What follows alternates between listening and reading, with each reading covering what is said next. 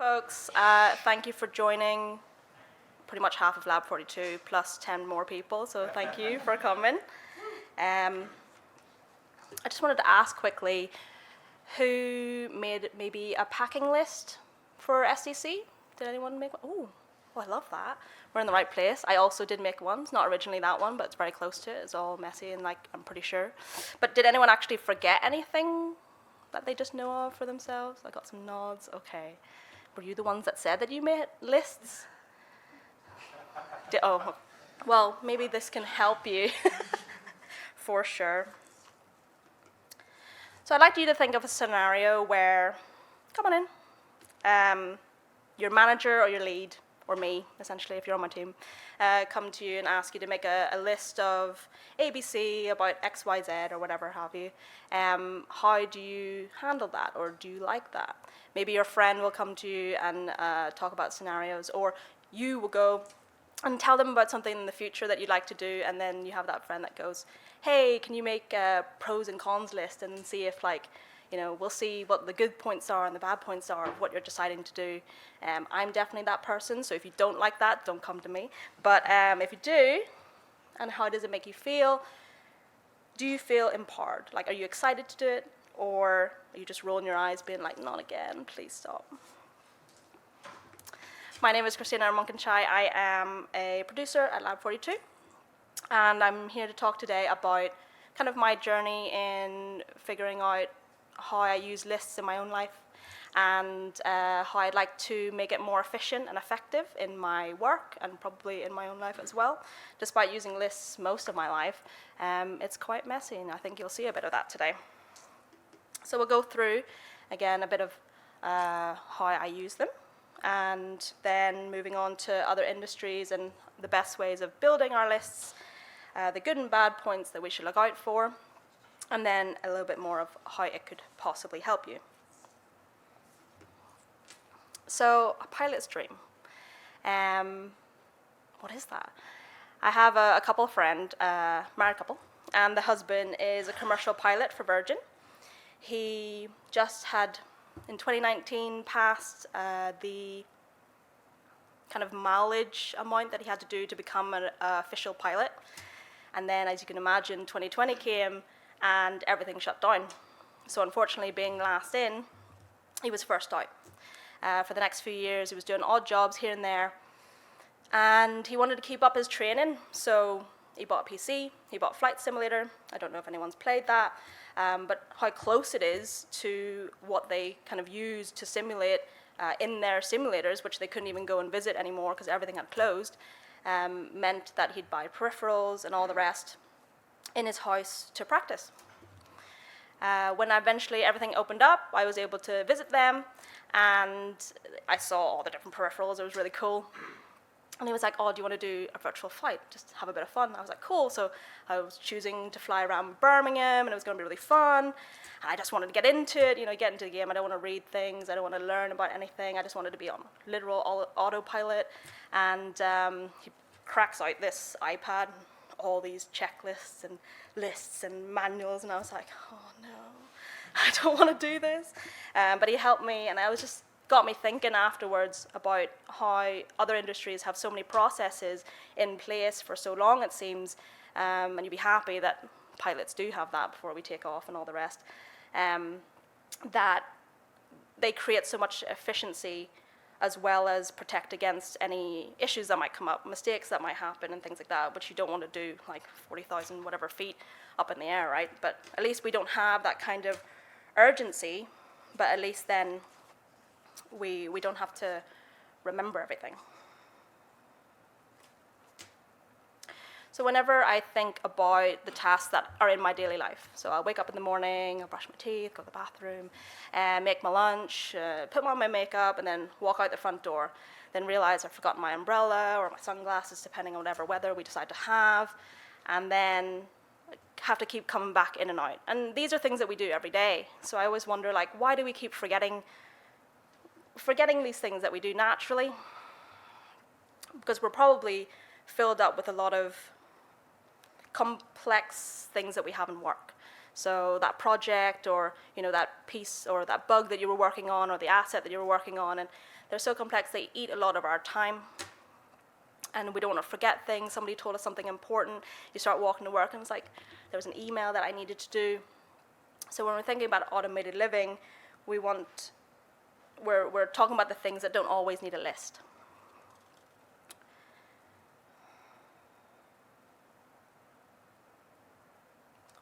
The reason why I really like lists is that it helps me relieve my mind. So I have a list of anything that people will tell me. Somebody will tell me where to go eat, or what movies to watch, or what music to listen to, what games to play. And then I'll always say, like, I have a list for that, and I do. And I'll go and add it in, and you probably have your own list somewhere, but they're all all over the place. I know mine are. I'm trying to work on it. This is why we're here. And I started getting really comfortable in forgetting, which is weird, right? Like, when you forget something, you get really anxious. You're like, did I lock the front door? Did I turn the oven off or leave the iron on and all this? I don't think anyone irons anymore, but either way, whenever I have a list, if someone is telling me something, I can process it and then put it down. Rich had a really good talk yesterday on the chord model and how you capture your different thoughts and put them on the list. And it's very similar to that. Like, I wish I'd maybe implemented a version of that throughout my work. And if you haven't seen that talk, please go and listen to it for sure. But that comfort in forgetting, which is so strange, is quite alleviating in my day-to-day. So that means that whenever I do make my lunch, I don't leave it on the counter. I actually remember to bring it, and then I can go and do my complex work at the time on that day. So the tools that I'll end up using usually, and I think a lot of them were covered in I'm just advertising talks that were happening, because they were really good. Like, all the talks that have been going on have been really good, but there was a talk yesterday morning. First thing was collaborating smarter, not harder. And that panel talked really great on all the different tools that they used. And some of them are OneNote. I use that a lot for work. I'm going to show you a bit later of what not to do. And it's just really easy, virtual. I try to get away from handwritten notebooks, because environmentally friendly. We have an environment champion here. And it's just very quick and easy. Sometimes documents try to force formatting, and then you start spending loads of time on formatting, and then you're starting to forget what you're writing. So that's been really good. But I do like notebooks, and some of you today might have some, which is great. I also have my own somewhere. I might have left it somewhere. But whenever you're face-to-face, I kind of like written notes, so it's not as intimidating when you have a laptop beside you and you're just staring at them, typing away. So yeah, they're really good. Other ones are Notion. I had it recommended to me by a friend, and it's really interesting. I'm still kind of getting my head around it. There's lots of different nuances that you can do in there, and then same as in OneNote. But it's a nice one to have a free virtual app, you can pick up anywhere, as well as Google Keeps. That's a really, really, really simple, low maintenance one that you just add stuff to, and then you can categorize by tagging and things like that.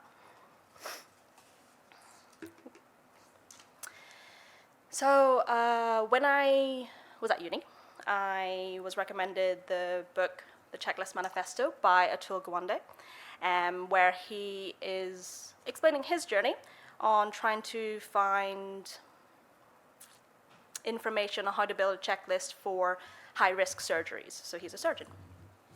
So he's looking into a lot of medicine. What do they currently do, and how do they do it in such a short time frame?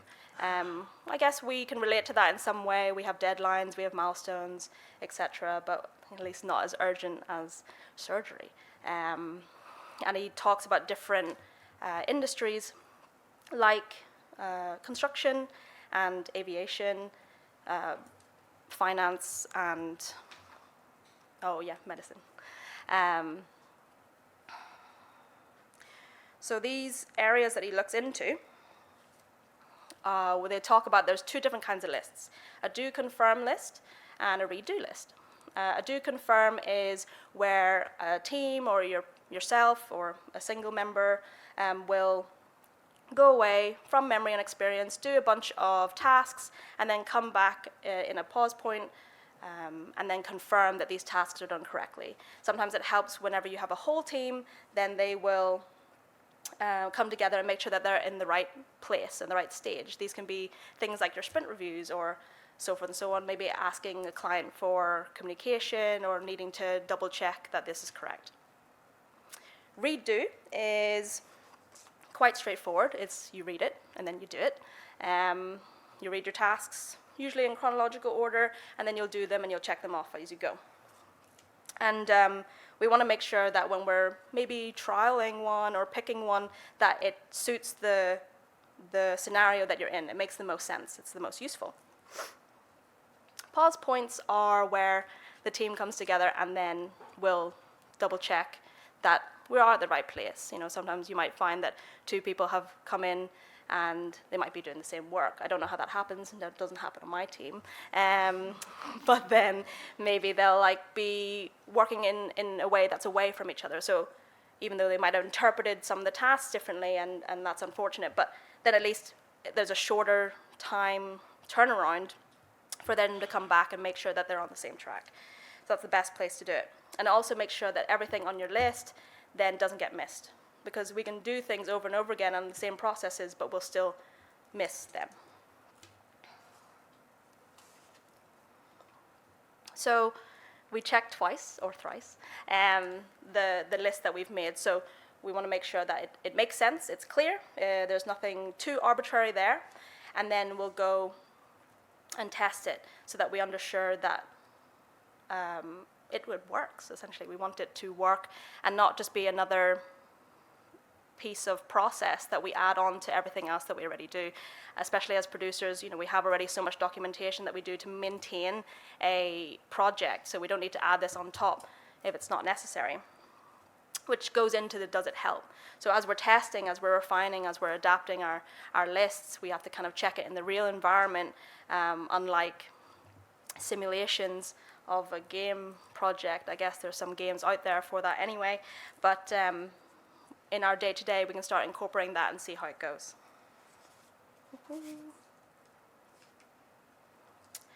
So a few key points to look into. Rich also covered this about the working memory limit.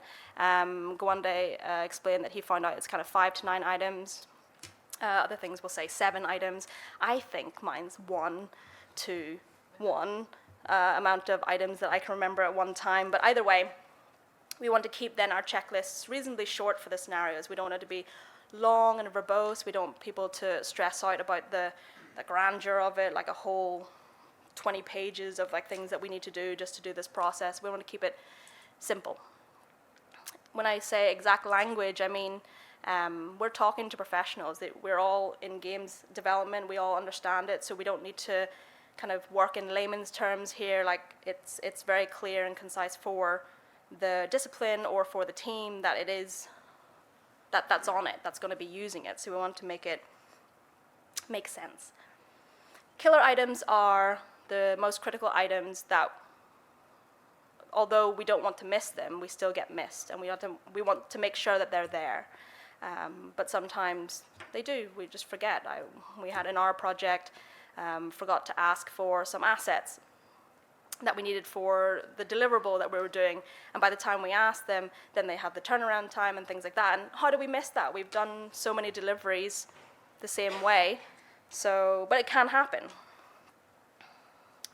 We want to keep our list clean and readable, so using uppercase and lowercase has been recommended by Gwande, and sans serif fonts. I don't know if people are going to have a font war over that, but we want to just keep it clear so that it's readable, it's quick. We don't want people to look through it.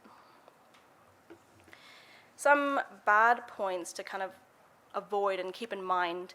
Pause points can be great to make sure that the team is coming together and we're all on the same page, but we also don't want it to be a distraction. So I'm sure many of you know, whenever someone calls you into a meeting or asks you to go into, people are laughing, going into a meeting or called ad hoc, or they'll tap you on the shoulder or they'll message you, and we all get really distracted really easily, and it takes time for us to go back, and it will be the same as you go through your checklist. If you keep bringing the team back too often to check that they're doing it correctly, then they're probably more likely to miss the things that are on it.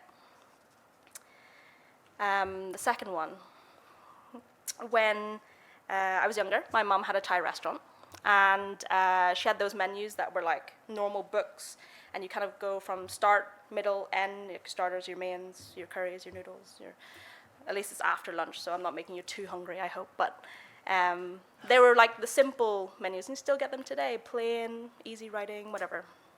Nowadays, sometimes whenever I go into restaurants, they give you like this A1 piece of card, and you sit, it's bigger than the table, and you get really upset, but then it's really beautiful, it's colorful, it's got different fonts, maybe like 20 different ones, and it feels like they're pulsating, and there's an ad telling you to have 2 for 1, and if you have many friends, which maybe you don't, I'm just sitting there on my own being like 4 or 5, but I still want it. But either way, it's very busy, and I find it hard to focus on, and we want to make sure that our lists or how we organize things, like my OneNote here is organized for me, it's organized chaos for me, but if I was to hand that to someone, nobody could use it. They'd be like, what is this, what is it for, where can I find XYZ? So we want to make sure that it is limited to at least a page if you can for whatever scenario that you're using it for, not much clutter, not much noise, and only using colors where necessary. Uppercase and lowercase makes it really easy to kind of pop out these keywords and then kind of help build that memory that people have. And lastly, it's not a how-to guide. Like, we all know how to do our jobs to a certain degree. This is kind of a big reminder to us of the things that we tend to forget. So we're looking at where the mistakes kind of currently happen, where do we reasonably frequently forget something, and we don't necessarily know why. We think like, oh yes, in that retrospective, I remember to like do this, and next time I will implement that, but you still forget, or you forget 2 milestones away or something. So this kind of helps it, so you don't have to remember that, you just go physically to that page, or virtually, and it's there, like you just ticked it off, oh I did it, no worries. So, again, this is not a new concept. I mean, we've had really great talks already this SDC about how to organize. For me, it's been like a really good reminder of this tool that I've used and had for so long, and maybe not maintained the best way that I could, but now I want to dust it off and find the most effective and efficient way. And after reading the checklist manifesto, I found that there are some ways of doing that that might work for me and hopefully for some of you out there. So just a quick recap, we want to check where the mistakes are so that we can kind of make sure that we're picking up all those areas, that we're not missing it, and just gives us a bit of head relief. Check maybe if it's a do, confirm, or redo list. Make sure that you're using all the killer items and keeping all those concise and pretty straightforward. No, not too much, interpretation in there. And that's practical, because what's the point of doing it then if it's not practical? So we test, adapt, refine it, and always checking that is it helpful. So, it's been really interesting to kind of start this journey over the last few months. And I hope that this talk today will help you consider trying one. Thank you very much for your time, and it's been a pleasure. We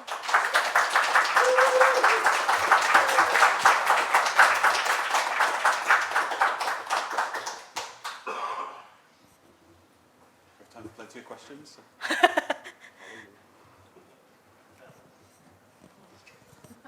I hope it was straightforward enough that people don't need questions. You all just leave. Yeah, it's fine. Thank you for the talk. It was really good. I laughed because, as production, we know we get called into meetings all the time. So my question is, you've planned your day out on your list, and then a certain executive producer comes up and says, Christina, I need you for 2 hours. How do you then rebalance yourself when you've missed half your objectives you wanted to get done before that meeting? I think I've actually heard this from a lot of other talks, which has been really helpful as well. And I'm sure you've heard it, like people when they have to consider saying no, and it's really hard to say no to you, Evelyn. Such a nice space. But yeah, it's kind of knowing, well, what are your priorities? Like, if somebody comes to you and asks you, I guess, well, what do they need you for? How urgent is it? And then how urgent is your list that you're kind of prioritized for the day? And what takes precedence? You know, do you have a delivery? Is it something that's pertaining to the project? You know, is the meeting with the so-and-so also pertaining to the project or something separate? I think those are the kind of things that you'd have to consider before doing that. And then again, in other talks, they talk about how to prioritize which ones that you want to do next day. You can be like, okay, well, I can't get those done. Don't be too disheartened, and then move them onto your next day, next week, however have you, depending on what they are. So yeah, thank you.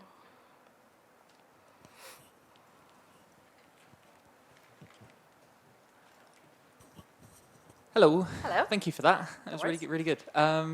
Yeah, Hi, so, yeah, nice to meet you in person. Yeah, it's that's cool. This is what SDC is all about, isn't it? It's actually, oh, you exist, it's great. Oh, you're in 3D. Yeah, so like a theory or like an idea that I picked up recently that I try and use in work and in life, like productivity, is eat the frog first. I don't know if you've ever heard of it. It's this idea of like... The frog if you, first? I don't know why they use the term of a Oh, frog. okay. That is what you said. Okay, that's fine. Yeah, it's a really weird way to phrase it, but I guess it sticks in your head.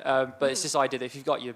It's kind of like the killer items thing you mentioned about, like, if you've got a list of things, what is the most important thing, but also sometimes what is the most time-consuming thing, or what is going to like use the most amount of effort, and sometimes put that at the front of your day, because if you put it at the end of your day, you spend the entirety of your day doing other tasks, going, oh god, I've got to do this other thing. You've got this big looming thing coming. Yeah, is that something that you kind of factor in when you're listing out things and kind of like putting together productivity strategies and stuff like that? Yeah, so I think when I was in that burnout talk, when they talk about deprioritizing yourself, I think I kind of do that with some tasks that are probably bigger because I'm a bit of a procrastinator. Now all of Sumo knows. So then whenever that happens and I look at them, and they can be quite overwhelming, so I'm trying to work in myself to also address them earlier. So I think that's a really good point, because we do that with our tasks for actual projects, right? We'll do like the most critical, the most unknown, the most concerning, just to make sure that they get out of the way. And yeah, I don't know why I don't always, or maybe the rest of us don't always do that straight away. So yeah, that's a really good point, and I think I should do that more. Thank you. Hi, just a question regarding the, you were talking about upper and lower case. So just Yeah. in regards to that, do you have an example of that would look like? Are you like specifically putting certain things in all cap locks so it stands out more on a page, et cetera, et cetera? Oh, I don't have an example. Oh, that was a good idea. I don't have an example to hand, but thank you. I guess it's like key areas if you want to say like, oh, you have to go to this certain location, or to pick up this thing, or there's a very specific action that you have to do. Those ones can help just like kind of remind you. Like if you're making notes, oh gosh, I've just kind of ruined them now. But like if you're making notes and then on here, what would stand out and what needs to stand out could be really helpful. I guess that's the only thing that I can think of at the moment. No worries. If there isn't more okay. I was going to say for like people, whilst you're getting there, I was just going to say like for people, if they wanted to share any ideas of like as you have, like I'd be really welcome to hear about any other types of organizing, because I need that in my life as well. Yeah. Thank you. Hey, Chris, really good talk. I mean, we always are trying to impress everybody with big stuff. We always forget about these very useful things, and I totally appreciate it. So when making a list, apart from making it overlong, or the certain entries not being very concise and stuff like that, what else in your experience could make a list too intimidating? Actually, at the moment, I find it's like, where is the list has been a really big thing. Like we've seen teams kind of shut down with the whole wiki, and we're moving on to like Confluence or whatever have you. But sometimes it's kind of like the where, and it's making that visual to folks. Again, I heard in another talk, which was really good.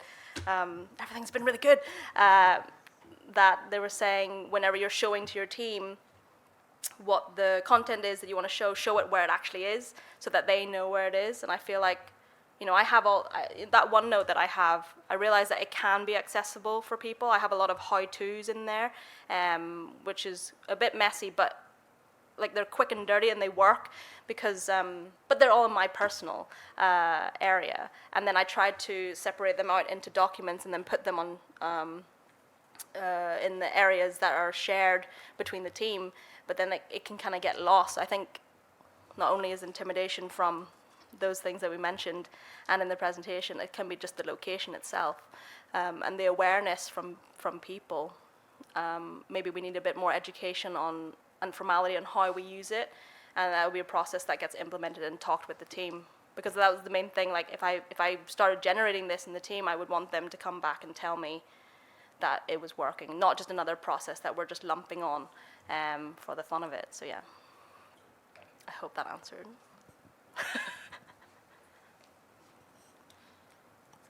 Hi. I did ask this yesterday, I think, of the gentleman from the talk I think we were both at. Oh, yes. But it's in terms of duplicating work. I know, for example, in the HR department, as we're ever increasingly adding more processes and trying to refine things, we have more and more lists, and something that we've kind of run into as a huge inefficiency is the mass duplication of things, like putting someone's mat leave data on one list and then doing it on Favreau and then doing it somewhere else. What strategies do you find are good for kind of eliminating this kind of useless duplication of data? Thank you for that. I think similarly to the concerns of location, we try in our team to implement a lot of transparency. So as much as people are free to have their small chats and things like that, we kind of forget in those that the amount of information that can get lost. So person A could talk to person B and they're having a great conversation about it, then they come and tell us, but the history of that just disappears.